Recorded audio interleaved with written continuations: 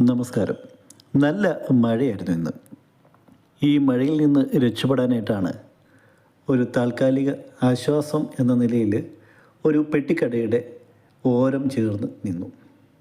അപ്പോഴാണ് ഞാൻ ശ്രദ്ധിച്ചത്, ഈ പെട്ടിക്കട എന്ന് പറയുന്നത് ഒരു വ്യക്തിയും അയാളുടെ കുടുംബവും അവരുടെ ജീവിത ആശ്രയമാണ്. അവർ ഈ കുടുംബം അല്ലെങ്കിൽ അദ്ദേഹം ഈ കുടുംബം നയിച്ചുകൊണ്ട് പോണത് ഈ പെട്ടിക്കടയിൽ നിന്നുള്ള വരുമാനം കൊണ്ടാണ്. വളരെ സെറ്റപ്പൊന്നും ഇല്ലാതെ ഒരു കുറച്ച് സ്നാക്സും ചായയും ഒക്കെ വിൽക്കുന്ന ഒരു പെട്ടിക്കട സെറ്റപ്പ്.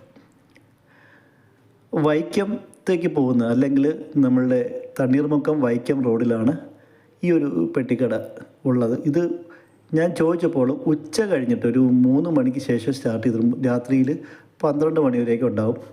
ചെറിയൊരു സ്ഥാപനം.